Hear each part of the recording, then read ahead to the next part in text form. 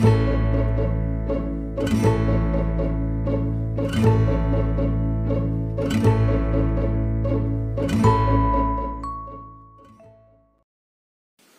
हिंद दोस्तों, स्वागत है आपका किरण ऑनलाइन स्टडी में। आज जो होगी आने वाले एग्जामों के बारे में अपन देखें तो आरपीएससी का जो फर्स्ट ग्रेड का एग्जाम होने वाला है उसमें एक फर्स्ट पेपर में एक महत्वपूर्ण हमारा जो पार्ट है वो है आपका हिस्ट्री का। ठीक है, हिस्ट्री से काफी बढ़िया पोर्शन दे रखा है, तो आज उसी की शुरुआत कर रहे हैं अपन हिस्ट्री की। ठीक है, तो उसमें जो हमारा आज का पहला टॉपिक रहेगा वो आपका रहेगा मौर्य काल। पहला टॉपिक हमारा जो रहेगा वो रहेगा आपका मौर्य काल रहेगा। ठीक है,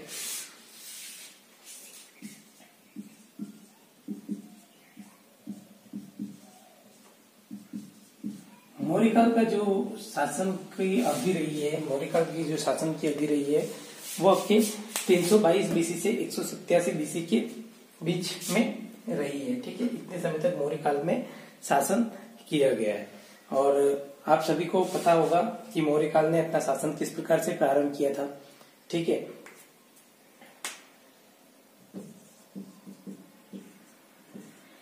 गणानन जो कि नंद वंश का शासक था उसको जो है वो कौटिल्य जो कि या चाणक्य या कौटिल्य की अपनी कूटनीति के बदौलत, कौटिल्य की कूटनीति की बदौलत गणानन को पराजित करके चंद्रगुप्त मौर्य को शासक बनाया गया। ठीक है मित्रों, तो आप सब जानते ही हैं इस बात को। ठीक है, 322 बीसी में चंद्रगुप्त मौर्य को कौटिल्य की कूटनीति से जो है वो गणानन को पराजित करके, नंद वंश का शासक था गणानन। ठीक है, वो थोड़ा घमंडी प्रवृत्ति का व्यक्ति था और उसने जो है वो कौटिल्य को बहुत ज्यादा अपमानित किया था और इस अपमान का बदला लेने के स्वरूप चंद्रगुप्त मौर्य को भारत का शासक बनाया गया।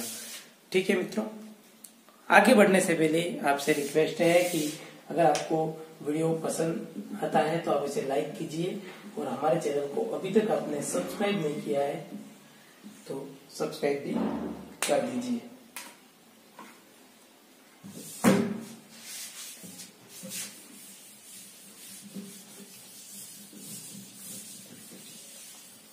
दोस्तों, अब बात करेंगे अपन मौर्य काल की। मौर्य काल की बात कर रहे हैं तो मौर्य काल की बात करने से पहले मैं आपको बता दूं कि हमें जो यहाँ पढ़ना है वो आपको मौर्य काल की एक तो कला पढ़नी है, दूसरा आपको साहित्य के बारे में पढ़ना है और विज्ञान के बारे में पढ़ना है। ठीक है, ये तीन चीजें हमें यहाँ पे पढ़नी है।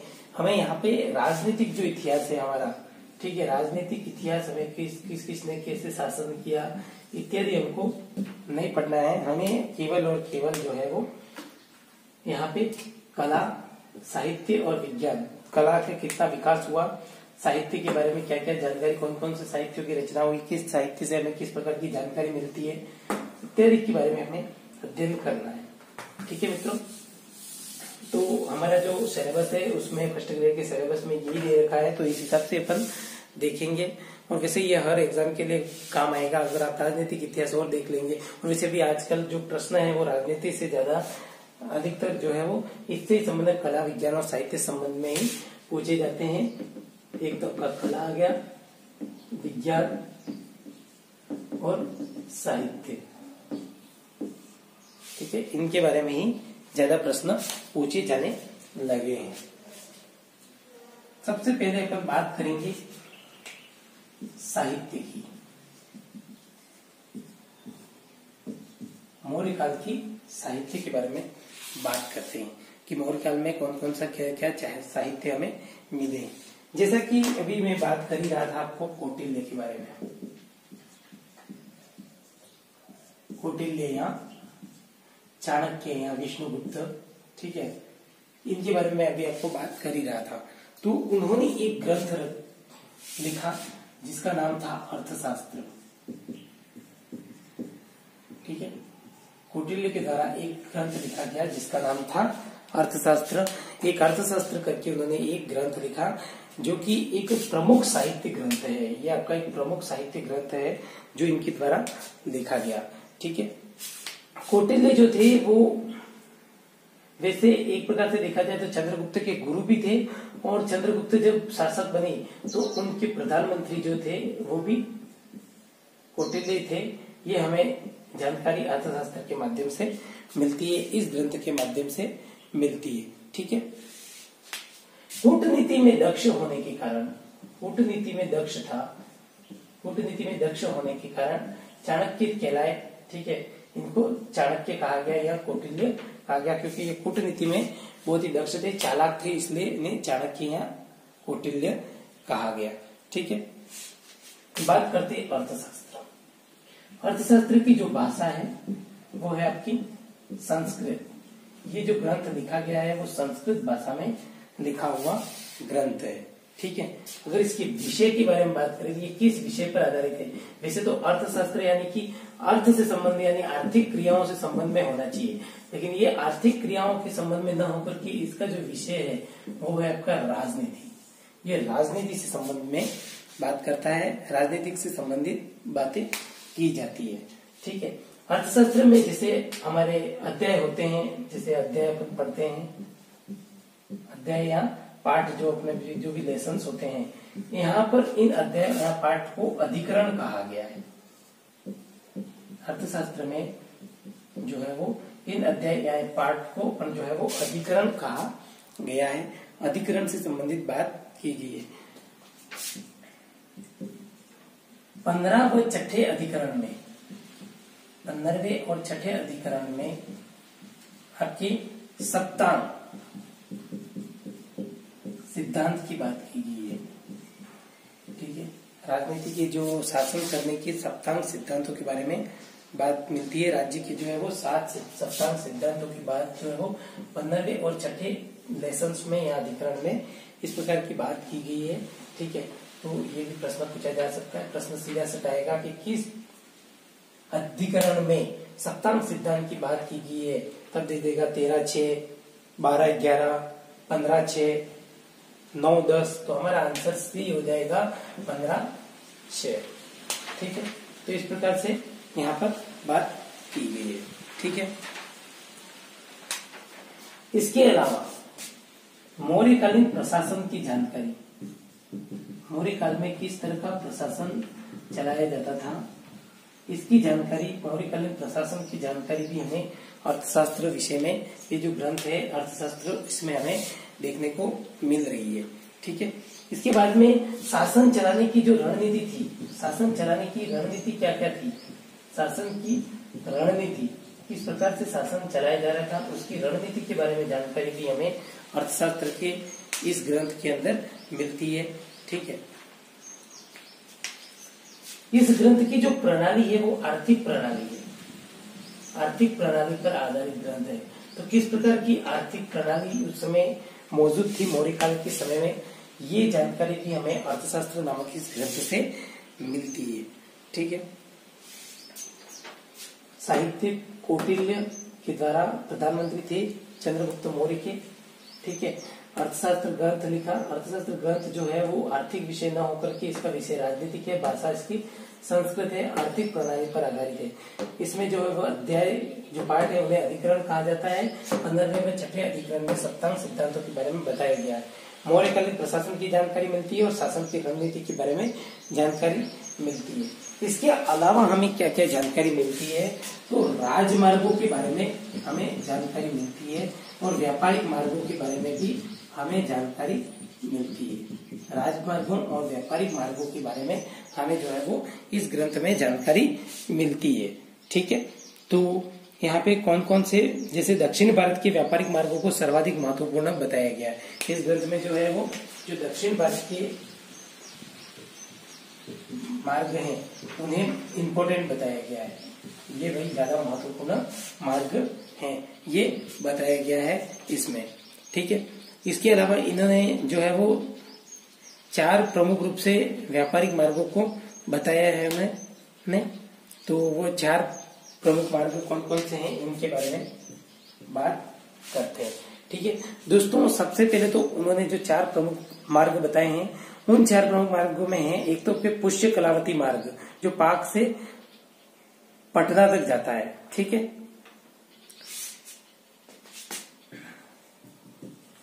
पुष्य कलावती मार्ग ये पाक से आता है, फिर पटना जाता है, फिर जाता है आपका ताम्रलिप्ति, और ये ताम्रलिप्ति आपका पश्चिम बंगाल में है। पटना आप सबको बताइए बिहार में। ठीक है, एक इम्पोर्टेंट मार्ग आपका पुष्य कलावती मार्ग। ठीक है, दूसरा आपका है पटना से कौशाम्बी, पटना से कौशाम्बी, कौशाम्बी सभी को पता ही है ये यूपी में है। ठीक है, दूसरा आपका इम्पोर्टेंट मार्ग। तीसरा आपका प्रतिष्ठान से जो है वो श्रावस्ती तक जाता है।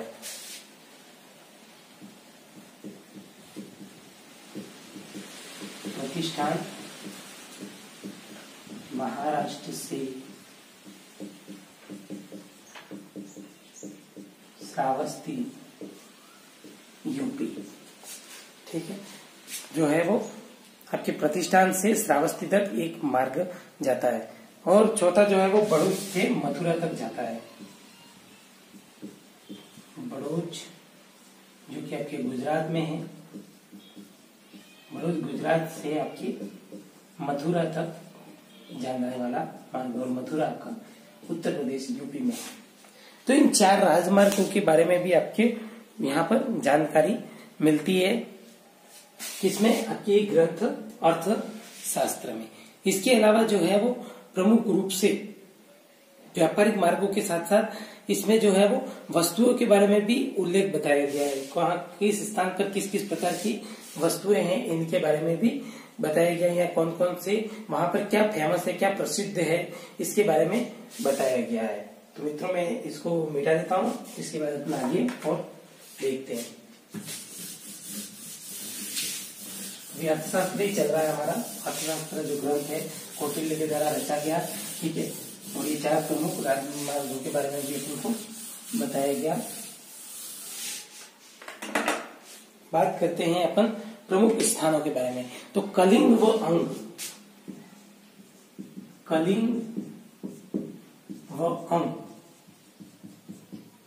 आपकी हाथी बहुत ज्यादा प्रसिद्ध है। यहाँ की हाथियों के लिए ये प्रसिद्ध है कलिंग व अंग। ठीक है, काशी की बात करते हैं तो आपका सूती वस्त्र के लिए प्रसिद्ध है। सूती वस्त्र के लिए प्रसिद्ध है आपका काशी। ठीक है, इसके बाद बात करते हैं नेपाल। नेपाल आपका कंबल के लिए प्रसिद्ध है। कंबल के लिए बात करें तो आपका नेपाल प्रसिद्ध होगा। ठीक है, इसके बाद कंबोज की बात करें, कंबोज घोड़े के लिए प्रसिद्ध है।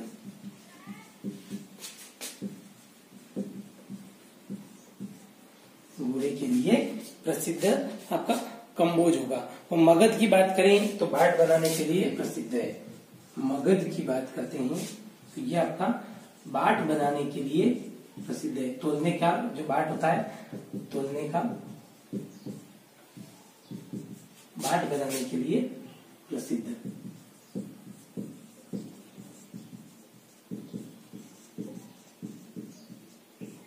ठीक है मित्रों, तो ये था आपके अर्थशास्त्र के बारे में। साहित्य के बारे में बात कर रहे हैं अपन मौर्य काल के। तो सबसे पहले अपन ने अर्थशास्त्र की बात की। अर्थशास्त्र का जो रचयिता है वो आपका कौटिल्य है, चाणक्य है। ठीक है, ये एक प्रमुख साहित्य ग्रंथ है। प्रधानमंत्री थे ये आपके चंद्रगुप्त मौर्य के। कूटनीति में दक्ष होने के कारण चाणक्य कहलाए। अर्थशास्त्र की भाषा जो है वो आपके इस अर्थशास्त्र जो ग्रंथ है, इस अर्थशास्त्र ग्रंथ की भाषा आपकी संस्कृत है।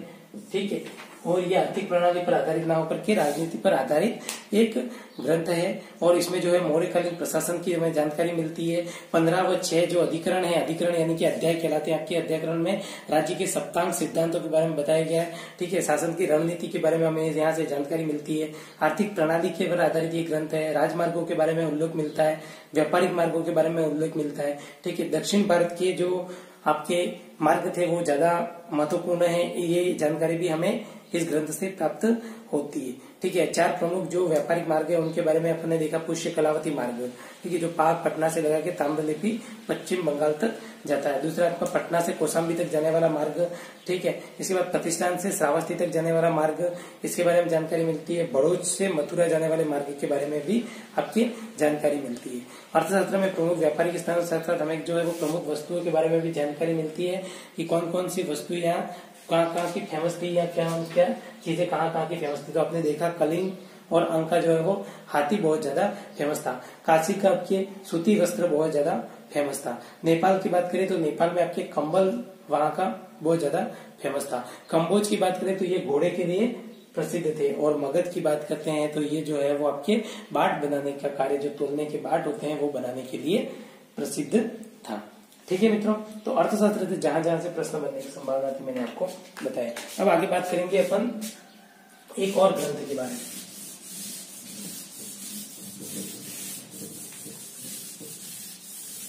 अर्थशास्त्र के बारे में बात करते हैं अपन, जो है वो विशाखादत्त की मुद्रा राक्षस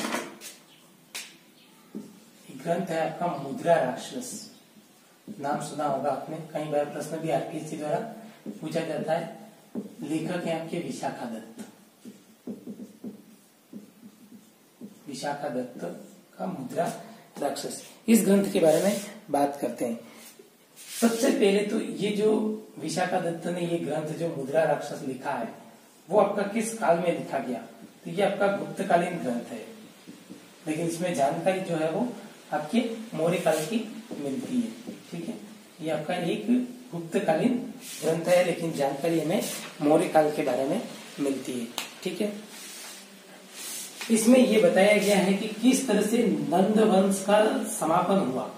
नंद वंश का समापन किस तरह से हुआ और इसके साथ ही किस तरह से मौर्य वंश का आगाज हुआ। मौर्य वंश की शुरुआत किस तरह से हुई या आगाज किस प्रकार से हुआ, ये जानकारी हमें जो है वो इस ग्रंथ से मिलती है। ठीक है मित्रों, गणानंद के साम्राज्य का पतन व चंद्रगुप्त मौर्य द्वारा मौर्य वंश की स्थापना जो है वो आपके चाणक्य के षड्यंत्र से हुई है। चाणक्य के जो षड्यंत्र चाणक्य द्वारा जो रचा गया था षड्यंत्र चाणक्य ने, उसकी बदौलत जो है वो गणानंद का जो राज्य था उसका तो पतन हो गया। ठीक है, और चंद्रगुप्त का जो है वो राज्याभिषेक कर दिया गया। ये जो जानकारी है वो हमें मुद्रा राक्षस ग्रंथ से प्राप्त होती है। भारत का जो प्रथम जासूसी ग्रंथ है, भारत का जो प्रथम जासूसी ग्रंथ, भारत का प्रथम जासूसी ग्रंथ वो आपके मुद्रा राक्षस को ही माना जाता है। प्रथम जासूसी ग्रंथ जो माना जाता है वो आपके मुद्रा राक्षस को ही माना जाता है। इसे भारत का प्रथम जासूसी ग्रंथ माना गया है, क्योंकि चाणक्य ने किस प्रकार अपनी कूटनीति से गणानंद के मंत्री, जो गणानंद का एक मंत्री था आपका अमात्य राक्षस है करके, ठीक है, गणानंद का मंत्री, गणानंद का मंत्री अमात्य राक्षस, उसे किस तरह से अपने जाल में फंसाया, किस तरह से अपने जाल में फंसाया और फंसा करके, और चाणक्य ने जो है वो चाणक्य ने फंसाया और चाणक्य ने इसको फंसा करके और भारत पर जो है वो चंद्रगुप्त मौर्य को उसकी राजगद्दी दिलाने में कार्य किया था, राजगद्दी दिलाने का कार्य किया गया था। ये इस ग्रंथ में आपको बताया कि चंद्रगुप्त मौर्य को किस प्रकार से चाणक्य ने शासक बनाया। इस ग्रंथ की जो रचना है वो गुप्त काल में हुई थी। ठीक है, मैंने आपको बताया ये इस की जो रचना हुई थी वो गुप्त काल में हुई है। ठीक है, और इसमें जो है वो चंद्रगुप्त मौर्य के लिए ये जो ग्रंथ है इसमें चंद्रगुप्त मौर्य के लिए व्रसल शब्द का प्रयोग किया गया है। व्रसल शब्द का प्रयोग किया गया। चंद्रगुप्त मौर्य को व्रसल कहा गया है इस ग्रंथ में। ठीक है मित्रों, तो ये एक प्रमुख रूप से मैंने आपको बताया व्रसल शब्द, यानी व्रसल का अर्थ होता है निम्न कुल। निम्न कुल, आपको पता ही है जब निम्न कुल के जो चंद्रगुप्त मौर्य है उसे निम्न कुल का बताया गया है, रसल यानी कि, ठीक है, निम्न कुल का बताया गया है।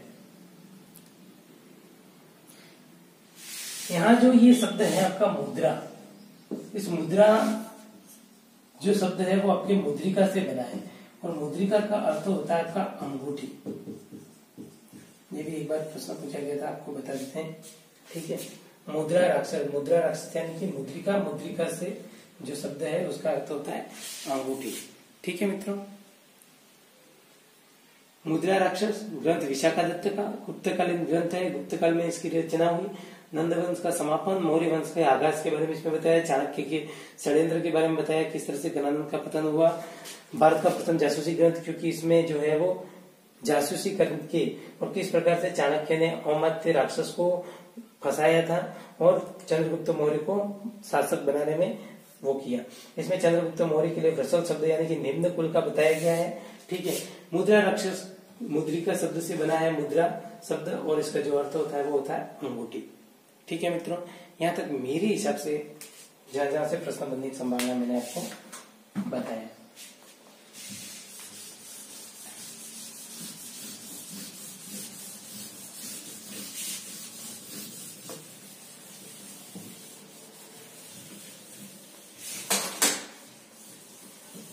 अब आगे अपन देखते हैं और ग्रंथ के बारे में।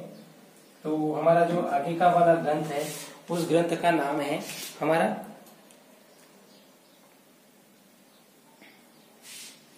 ये ग्रंथ आपका आएगा बृहद कथा मंजरी, ठीक है, बृहद कथा मंजरी। ये जो आपका ग्रंथ है वो है आपका शैवेंद्र का, ठीक है, शैवेंद्र का ग्रंथ है बृहद कथा मंजरी। ये ग्रंथ है आपका बृहद कथा, खाली बृहद कथा,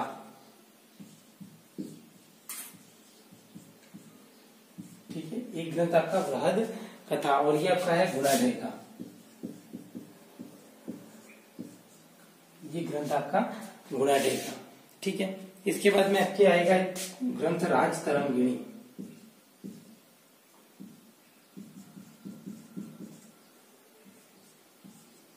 किसका है आप मुझे कमेंट में बताइएगा, ये ग्रंथ किसका है, राजतरंगिणी, ठीक है। राजतरंगिणी जो ग्रंथ है वो आपका कल्हण का,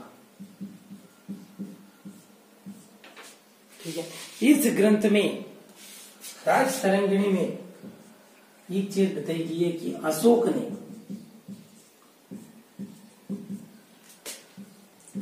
श्रीनगर बसाया, वर्तमान में जो कश्मीर में, जम्मू कश्मीर में श्रीनगर, ठीक है, उस श्रीनगर को बसाया। ये हमें जानकारी जो है वो इसी ग्रंथ से मिलती है, राजतरंगिणी से, कि अशोक ने जो है वो श्रीनगर को बसाया था, ठीक है। इसके अलावा अशोक के पुत्र ने, अशोक के पुत्र दशरथ ने, अशोक के पुत्र दशरथ ने जो है वो आपके कश्मीर बसाया था, ठीक है। श्रीनगर तो आपके अशोक ने बसाया और इसके पुत्र ने कश्मीर जो है वो बसाया था, ठीक है मित्रों। ये जानकारी हमें मिलती है। तीसरी बात, ये जो है, ये जो राजतरंगिणी है, ये भारत का प्रथम ग्रंथ है, भारत का प्रथम ग्रंथ है, पहला ग्रंथ नहीं है, ठीक है, जिसमें भारत के इतिहास को, भारत के इतिहास को क्रमबद्ध, बिल्कुल क्रमबद्ध तरीके से बताया गया है। ये जानकारी जो है वो राजतरंगिणी में हमें देखने को मिलती है। भारत का जो इतिहास है उसे जो है वो क्रमबद्ध तरीके से बताया गया है, ठीक है। तो मित्रों, आज की इस वीडियो नोट में इतना ही। अभी साहित्य पूरा नहीं हुआ है, चलेगा ये, ठीक है, बड़ा टॉपिक है, लेकिन इसे हम धीरे धीरे इसलिए पढ़ रहे हैं, आराम से पढ़ेंगे ताकि अच्छे से समझ में आए, ठीक है। फाइनली एक बार फिर से आपसे रिक्वेस्ट करना चाहता हूँ कि इसे वीडियो को अपने मित्रों के साथ में शेयर करें, ठीक है, शेयर करेंगे तो अधिक से अधिक लोगों तक इसे पहुंचाइए, क्योंकि जितने लोग देखेंगे उतना ही हमें कार्य करने की आगे दिशा प्रगति मिलेगी। ठीक है मित्रों, इसके अलावा एक रेड बटन भी होगा सब्सक्राइब का, ठीक है, उस सब्सक्राइब कर लीजिए और एक घंटी आएगी इसके बाद में, ठीक है, उस घंटी को दबा दीजिए ताकि हम जैसे ही यहाँ वीडियो कभी भी वीडियो अपलोड करेंगे आपके पास में नोटिफिकेशन आ जाएगी और आप वीडियो को देख पाएंगे। इसके अलावा अगर आप वीडियो को लाइक करेंगे, जितने में लाइक मिलते हैं हमें लगता है कि यार हाँ वीडियो को पसंद किया जा रहा है, तो हमें और अच्छे से अच्छा कंटेंट तैयार करना चाहिए, तो हम कंटेंट तैयार करते हैं। ठीक है मित्रों, और आपके कोई भी क्वेश्चन वगैरह हो तो आप कमेंट बॉक्स में है ही नीचे कमेंट भी कर सकते हैं। इसके अलावा मैंने आपको जो है वो एक ईमेल आईडी भी दे रखी है, ipskiran07@gmail.com। इस आईडी पर आप जो है वो अपनी क्वेरी भेज सकते हैं। ठीक है, ज्यादा इमरजेंसी होने पर मैंने आपको एक मोबाइल नंबर भी प्रोवाइड कर रखा है डिस्क्रिप्शन में, आप उस मोबाइल नंबर पर बात कर सकते हैं, लेकिन कोई विशेष कार्य हो तो ही कॉल करें। ठीक है, बेवजह कॉल करने की आवश्यकता नहीं है। ठीक है मित्रों, इसके अलावा आप हमारे पूरे प्लेटफॉर्म जो है वो हमारे बहुत बड़ा प्लेटफॉर्म है। ठीक है, आप हमारे साथ में व्हाट्सएप में भी जुड़ सकते हैं। व्हाट्सएप में कैसे जुड़ना है, ठीक है, व्हाट्सएप पर हमारे बहुत सारे ग्रुप चल रहे हैं, उन ग्रुप में आप जुड़ सकते हैं। ठीक है, व्हाट्सएप पर हम जो है वो 2013 से लगातार चयन करवा रहे हैं, हमारा बहुत बड़ा एजुकेशन ग्रुप है। ठीक है, तो एजुकेशन ग्रुप में आप जुड़ सकते हैं। ठीक है, एजुकेशन ग्रुप 2, ठीक है, सामान्य ज्ञान ग्रुप भी हमारा है, सामान्य ज्ञान ग्रुप में आप जुड़ सकते हैं। ठीक है, किरण ऑनलाइन स्टडी ग्रुप है हमारा, उसमें भी आप व्हाट्सएप पर हमसे जुड़ सकते हैं, किरण ऑनलाइन स्टडी ग्रुप पे। इसके अलावा आप अगर टेलीग्राम पर नोट्स वगैरह प्राप्त करना चाहते हैं तो t.me/kiran online study, ये आपको एक साथ लिखना है, के को खाली बड़ा करना है, बाकी सारे स्मॉल लेटर में आएंगे, ये कैपिटल लेटर में आएगा। t.me टेलीग्राम ऐप पर किरण ऑनलाइन स्टडी को सर्च करके आप ज्वाइन कर सकते हैं, उस ग्रुप में भी मैं आपको। इसके अलावा आप फेसबुक पर भी किरण ऑनलाइन स्टडी को सर्च करके और फेसबुक पर भी हमारे पेज को लाइक कर सकते हैं, जहां हम कभी कभी समय समय पर बहुत महत्वपूर्ण जानकारियां देते रहते हैं, तो आप उसे भी लाइक कर सकते हैं। तो हमारा बहुत बड़ा प्लेटफॉर्म है, आप कहीं भी ज्वाइन कर सकते हैं। ठीक है मित्रों, थैंक यू वेरी मच कि आपने इस वीडियो को देखा। ठीक है, जय हिंद, जय भारत।